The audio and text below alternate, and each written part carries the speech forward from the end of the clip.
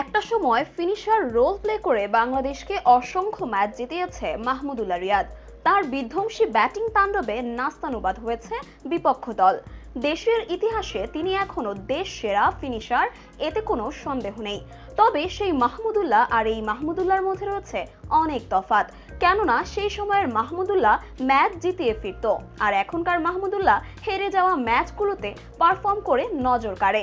One day বিশ্বকাপ থেকে এখন পর্যন্ত যতগুলো ম্যাচ তিনি খেলেছেন সেইগুলোর বেশিরভাগ ম্যাচই দেখা গিয়েছে বাংলাদেশ যে ম্যাচগুলোতে হার একেবারেই নিশ্চিত, সেই ম্যাচে মাহমুদুল্লাহ দুর্দান্ত ইনিংস খেলে দল হারলেও দর্শকদের কাছে বুড়ো হয়েও হিরো বনে গেছেন।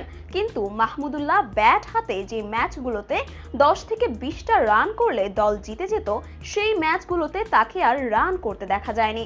ব্যাটে নেমে দ্রুত আউট হয়ে প্যাভিলিয়নে ফিরেছে তিনি। এমন ম্যাচের সংখ্যা নেহাত কম নয়। এত কিছুর পরেও এটা মানতে হবে, তিনি এখন পর্যন্ত বাংলাদেশের সেরা ফিনিশার। তবে দুর্ভাগ্য, সহজ ম্যাচগুলোতে তার ব্যাট থেকে বাংলাদেশের রান না পাওয়াটা।